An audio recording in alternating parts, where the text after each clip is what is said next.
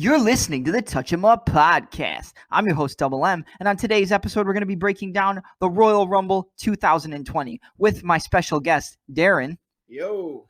So let's get this started and step into the ring. All right, guys, how's everybody doing tonight? Like I said, Royal Rumble podcast. We're getting it out for you a little bit early.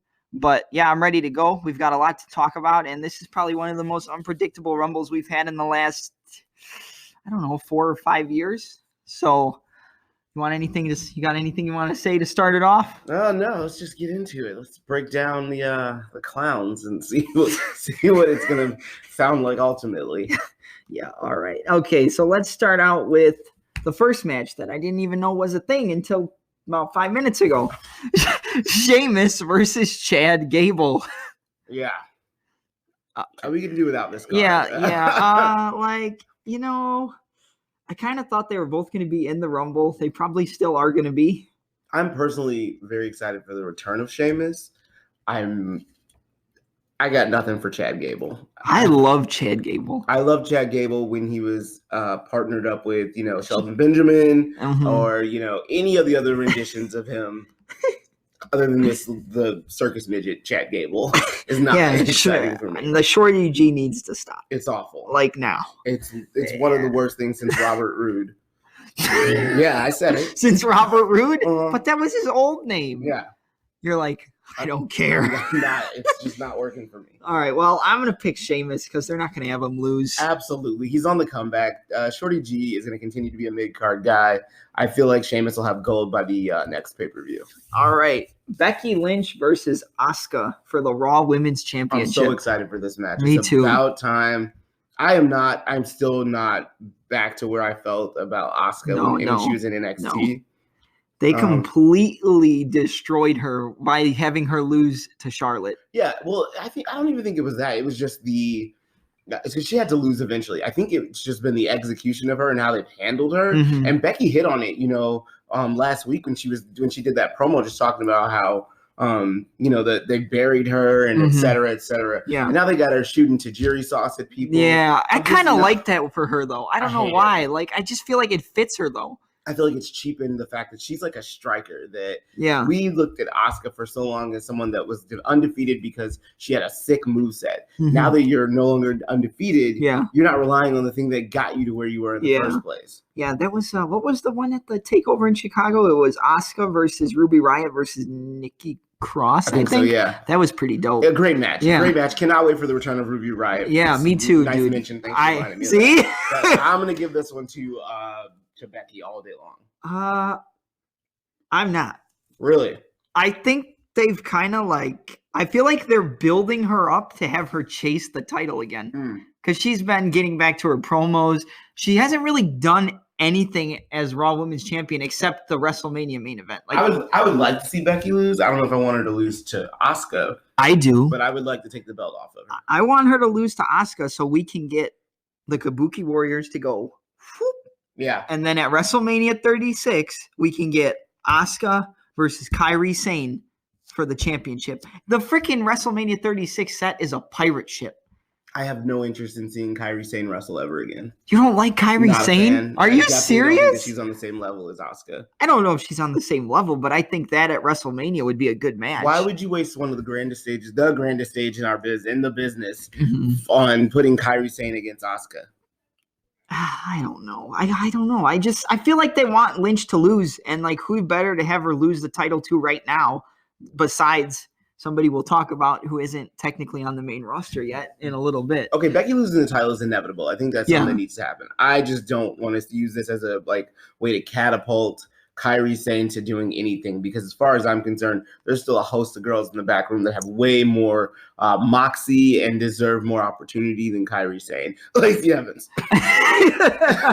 All right. Well, I'm going to go Asuka. You're going Becky Lynch. I'm going to go Becky, yeah. All right. Let's move on to the next match. We've seen it 457.8889 times. It's time for 499. Roman Reigns versus King Corbin. Yeah. It's a Falls Count Anywhere match, though, so it means so much. It's so different now. Oh, yeah. I wonder if they're going to eat dog food. Yeah, what? I'm going to go with Roman loses on this one. I'm really banking on Corbin taking it out. I know it sounds crazy, but here's the thing.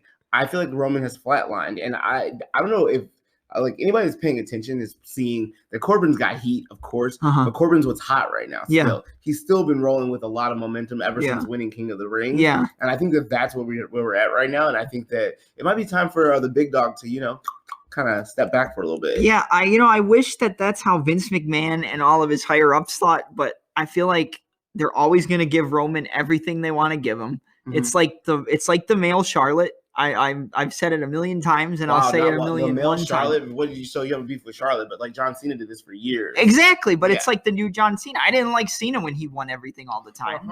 I liked Cena in like 04 and 05 because that's when he you never really knew if he was going to win. He lost a lot in 04 and 05. It wasn't until like 06, 07 when he got the Super Cena. That little thing where he won like every match. Didn't he? I saw some crazy statistic that said he didn't lose a match on pay-per-view for like 2 or 3 years. I believe that. Once it got to like 07, like he won everything. I mean, that's the formula that you have to run with when you're letting the dollars decide. Little kids want to keep buying those never give up sweatbands and T-shirts and the hats, and Vince doesn't want them to see him lose. So, but I think with Roman, it's a different ballgame now. I don't know if he's got the same celebrity that he used to have. No, I'm gonna go with Roman just because it's Roman. I mean, I don't mind seeing him lose. Maybe I'm just wishful thinking. I mean, hey, I hope Corbin wins. I'm not a huge fan of Roman. And the thing that kind of pisses me off, and I'm probably going to get a lot of crap for this, but I'm going to say it anyway. I feel like they used his leukemia as like a part. Like, he got sick, obviously, but I don't think they should have brought that into wrestling.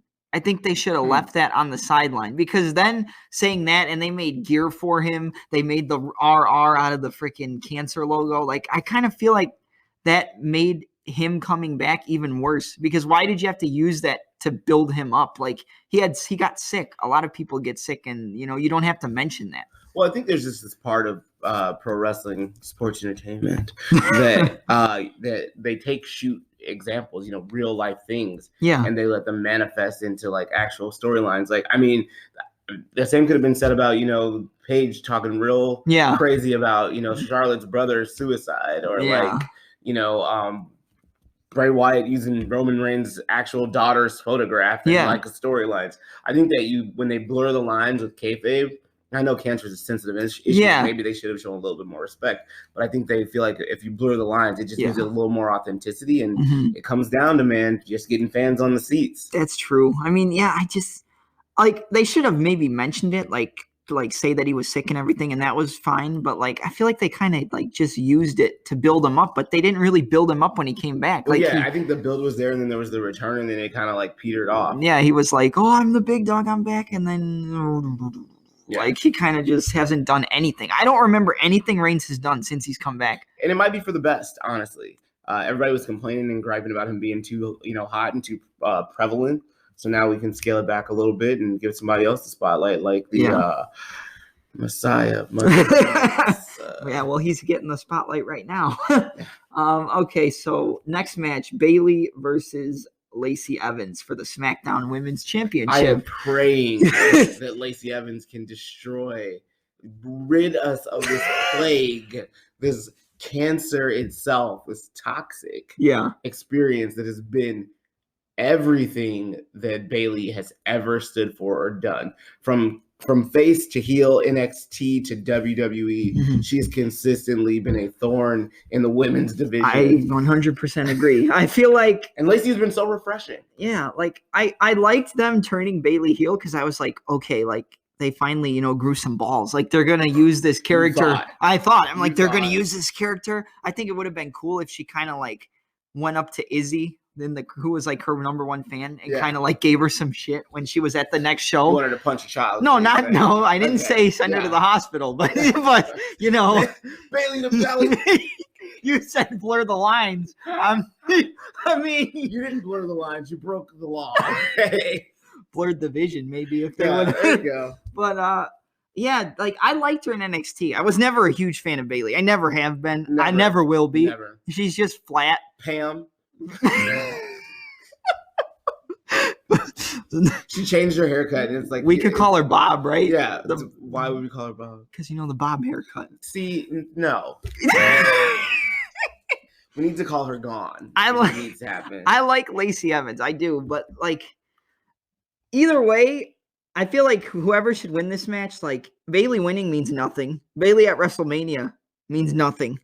So like Lacey should win it because like what's Bayley gonna do? She gonna face Sasha Banks for the 999,000th time and lose? Yeah, because like Sasha is on a completely different level now. And the only thing that Bayley's really has been good at is Bayley's return and her heel turn was something that helped reiterate the importance of Sasha Banks in the women's division. Yeah, Sasha has time and again been there to glow up Bayley and to make her look better than she actually is. And I think that if it weren't for Sasha Banks, I honestly, truly do not think that Bayley would even have come back. There would have been no point in her coming back. Yeah, I don't want to throw shade at all the younger generation that's listening to this podcast who's huge fans of Bayley, but like we said, like she does nothing. Y'all need to find better heroes. Yeah, like I mean, and like you said, Sasha Banks. Like I've always loved Sasha Banks. That match she had with was it the NXT Takeover Brooklyn with the 30-minute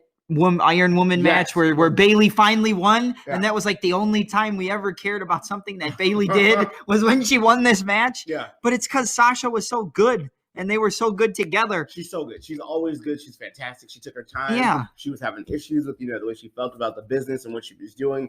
When she came back, and I don't know if you saw the 24, WWE 24 with her. I don't think I saw the women's division one. Oh, man. Amazing. Her story. Just a lot of honesty about what she was feeling getting into like wrestling and how it was pulling her away from being who she really is as a person. Yeah. And for her to just double back and to come in and do what she's always done and deliver and be the boss. Yeah. It was amazing. Yeah. It was amazing. From the moment that she beat the shit out of Natalya, I knew you were in a good place. And then she took the wig off. Yeah. I remember when she came out, I looked at her and I'm like, something is not right. You could tell it wasn't her hair. I'm like, dude, something is off. Unless I never remember Sasha Banks looking like this. Yeah. But But yeah, it's like one of those Lana wigs.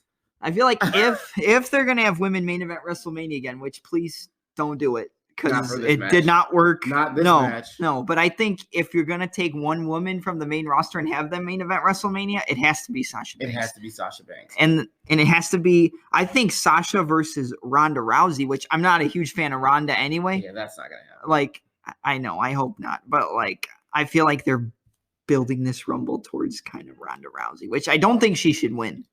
Is she in it? We don't know, but there's no way that Ronda Rousey shows up at this Rumble. You don't think so? I guarantee you Ronda Rousey will not be there. I'll eat my hat. Well, I hope you're right.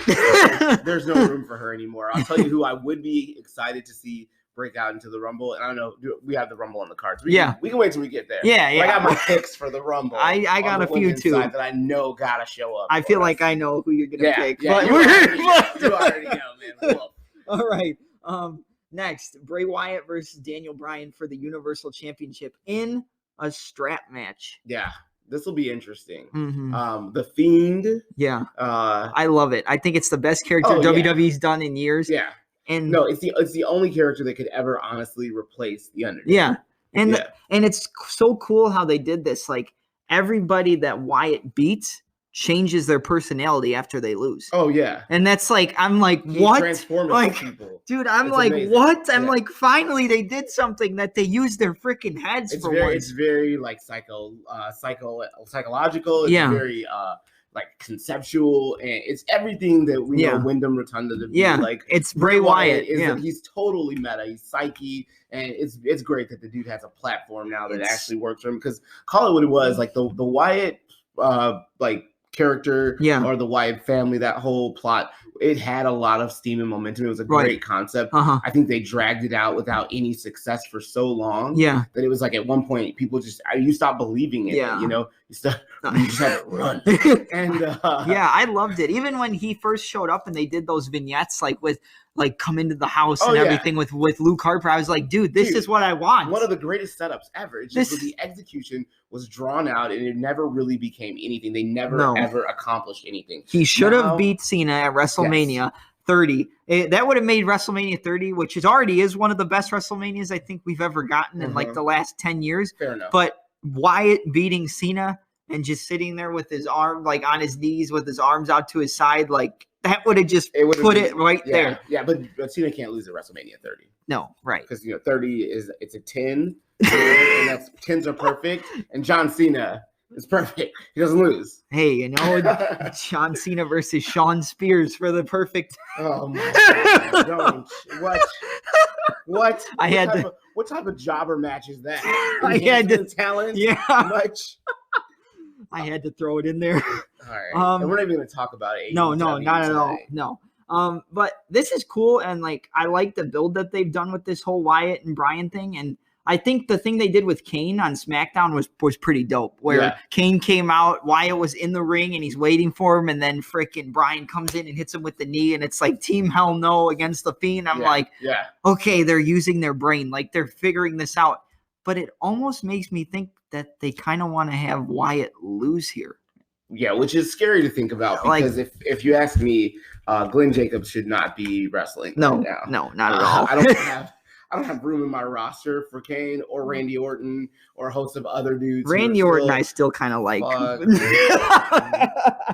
Host of other dudes who should, they're just taking up space, I feel like. And it could be used by some of the very, very talented dudes that are just sitting in the back waiting. I do like the idea of Bray versus Daniel Bryan, of The Fiend versus Daniel Bryan one more time. Yeah. I do think that this needs to be the last time that we see these two in a match together. Because it was a good match when they were here in Chicago. Right. But it wasn't like. Wait, when did they? When? Sorry, that was. Wait, I was confused. That was Seth. Seth and who? Wait, no, it was The Fiend versus Daniel Bryan at WWE. What was the pay-per-view that just happened when they were just in here? Chicago? Survivor Series. Was it? Wait. Yeah. What? Oh, you're right. I was there. You're right. Wait a minute. Sorry, guys. All credibility is lost on the podcast. I know what I saw. I was confused. I'm like, hold on a second. Yeah, and it was a good match, but like. Yeah. I just don't see a need for this to continue. No. And I don't think the strap really makes anything different. The thing that people have been bringing up is like, and they did it with the Rambling Rabbit thing where he's like, if you want to know the secret to beating the Fiend, it's, and then Bray like closed its mouth. Yeah. And I'm like, what is it? Like, and it's so crazy. Like, we have no idea. Right there, Daniel Bryan. Is it, do you have to take his mask off?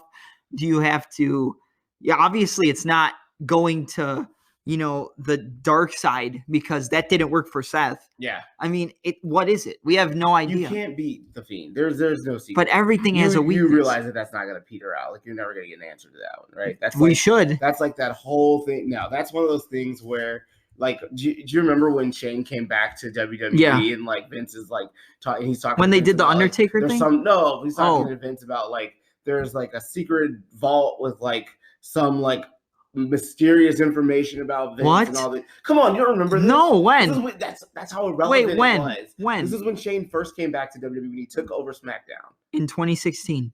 Sure. Or 2015. No, 2016, yeah. But Vince talked to Vince about, Vince is in the ring making all his proclamations, and Shane comes down and is basically like saying that, he knows that Vince has like secrets and blah blah blah, and then that's how they end up making that Undertaker and Shane match. But like they never closed the book on whatever the fuck they were talking about. Yeah, and I don't think that they ever will. No. And the same thing goes here. We're not going to learn how the Fiend gets defeated because that doesn't need to be. But somebody's going to beat him though. Someone's going to beat him, but there's no secret to it. It's just true. It's just I could see a different turn for the plot line. It kind of sucks because it's going to be Luke Harper.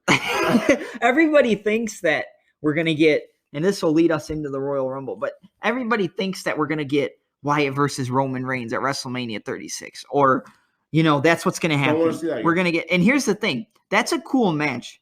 But it's not a good match for WrestleMania. Cool, I think that would be good for the Fiend. But one of the reason we can't get it is because Roman hasn't done shit. He hasn't done anything. So even him wrestling – well, that's what everybody's been saying on the – internet wrestling community, the IWC. They're all like, oh, Roman versus Bray, or Roman versus the Fiend, and Roman's going to beat the Fiend. Okay, listen, if Roman beats the Fiend, everything they've built up to at this point means absolutely nothing. Number one. Number two, Bray beating Roman right now means nothing because Roman hasn't done anything since he's come back except face Baron Corbin 900 times. So it doesn't mean anything. There's one guy on the main roster who can face Bray Wyatt at WrestleMania, and we're going to get into that in the Men's Royal Rumble because it would build to like the perfect anti-Fiend character fighting evil with evil. And I think you know who we're going to lead into. Yeah, I know where you're going to go with this. And it would be perfect. I feel like. I don't think it would be fighting evil with evil. No, well, they're different characters, but they could build on. Are you going to leak it? Or are you No. We're going to build the suspense because up next we're going to talk about the Women's Royal Rumble. Let's do it. All right. I honestly have no idea. Everybody says Ronda. I kind of think that might be what they do. I hope it's not because it wouldn't make any sense. Like it would make sense for Ronda, but for WWE right now with all the talent they have through NXT and the main roster, there's so many people you could give this to and build a good match.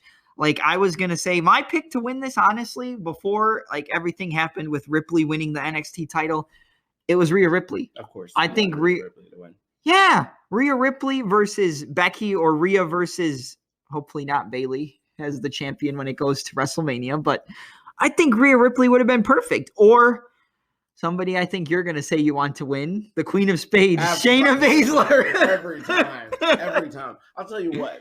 We didn't give that championship up for Rhea to be just parading around and for Shayna to disappear and ride off into the sunset. Okay? Yeah. The Rumble is the place. This is where she's going to do it. I think it's time for Shayna to come to the main roster, make some room in NXT. I think Bianca Belair deserves more platform in NXT. Yeah. I'm ready to see, a lot more out of Mia Yim. So I think that if we can shift around by bringing Baszler up for a starter, that would be fantastic. So let her win the Rumble. Let her have a WrestleMania moment. I think her run in NXT was a really good testimonial to the fact that she can carry a headline. Yeah, for sure. Yeah, I was never. And Ripley can too. Yeah, but I think that Ripley needs more time. She's very green. She's very young. She's awesome, and I think she's great for NXT. I'm afraid that if that what she does won't translate to the main roster. It's kind of like the Balor thing. Like they brought him up, he was ready to go. They gave him the title. He got injured, and now he's back where he started. So, and it's great. I love him in NXT. It's fantastic. I love him in NXT. Because, again, there's just not enough room upstairs for him right now. And I think, though, that Baszler is someone that we need to really start pushing forward. Because I'll tell you what I would love to fucking see. I want to see Baszler, and I want to see Charlotte. Ooh, I'm dying to see Baszler and Charlotte. It has to happen. It's inevitable. They're just they're so uniquely different, but they're both awesome heels when they're in their elements. But they're two totally different dynamics. Or think about a Baszler versus Alexa Bliss when she comes back. Oh, come on. I want to see it, but I don't know. I feel like it's an amazing match. And let's not even get into because she's got to come back at the Rumble. Yeah. Nia Jax. Oh God, no. No, God, please. After eliminating 3 men in last year's Rumble? She eliminated 3 guys? Wasn't she showed up in last year's Rumble? I know, yeah. No, I remember her showing up. I don't remember her eliminating 3 people. At least 3. Oh my God. Well, she got RKO'd by Randy Orton, 619 by Rey Mysterio. That was worth Tessa Blanchard can go and be the Impact Women's Champion. Nia Jax can get inside of the Men's Rumble. Nobody had a problem with China doing it. Oh, I'm not mad at it, but if they were ever to have a woman win the Men's Royal Rumble, then I'd have to stop. I don't understand why you're being sexist. I'm not. You know what? You and your motives, I swear to God. I did nothing wrong. I stand by what I said. I think that Shayna Baszler should win this Rumble. Yeah, I don't want to give it to somebody who I don't want to give it to someone who professed that she was going to be a full-timer. She did it for fucking 19 months and then decided that she was going to disappear after she lost the championship. Even though I'm not a big fan of Shayna I'm talking about Ronda in that light, by the way. In NXT, I think I would be a fan of her on the main roster because there's really nobody like her on the main roster right now, aside from Ronda, but that's not even the same thing. Ronda's not active. I know, but I feel like they want to beat that into your head that Ronda's gonna come back. She better not. Yeah. I'd rather have Shayna. I'm gonna go with Shayna to win the Women's Royal Rumble. It is the perfect pick. There's really nobody else to give it to. I said Rhea Ripley, but they're not going to because the NXT Women's Champion is not going to win the Royal Rumble and face. Yeah, no, they're not going to do a double Women's Champ. They did it with Becky 2 belts, and she's kind of back on the pre-show well, now. I feel like Becky is like the only person that you could have done Becky 2 belts with. Like you could only really do that with certain people. Yeah. I think it would have been weird on Sasha with like the way Sasha's ego was. It was great because Becky had struggled for so long to get to a point where she was recognized for the talent that she does bring in the ring. Yeah. And for her to be able to finally win and then win and be a double champion was like, you know what? You fucking deserved it. You deserve it. Okay. I think anybody else would be a little weird. Yeah, no, it has to be Baszler. It's perfect. It's like the writing's on the wall, but is Vince going to put his cheaters on to read it? Like but that's what we say with everything. Every Royal Rumble, in men's, women's, even though we've only had how many women's Rumbles? 2? Yeah. Even like there's always one guy or two guys who are perfect to win the Rumble. Mm-hmm. And they always fall back on plan C. Well, you have to remember that you're subject to the fact that this is Vince McMahon's playland. Yeah. And so he decides. I know. And he ruins a lot of stuff. He's good at some stuff. I'll give him credit. He does some things good. Like, I think he had a lot to do with that NXT invasion leading up to Survivor Series. Fantastic. I heard, and it was great. The resuscitation of, randomness in pro wrestling, in WWE. Yeah, we got freaking Adam Cole versus Daniel Bryan on SmackDown. Yeah, like, we shouldn't have even got that match until a head of a pay-per-view. Amazing. Like, I could imagine them in like a 30-minute Iron Man match. Like, I can't get into that because we're not going to get that for a while. But all right, next is the Men's Royal Rumble. We're going to cut this part here and go to the next part because I feel like this might take up a whole section of the podcast by itself because this is one of the most unpredictable Rumbles we've ever had. Yeah. There's so many guys you could have win. There's so many people from NXT that if you really want to make a statement, you could have them win. Yeah. So we're going to cut it off here and catch on the second part. Here we go.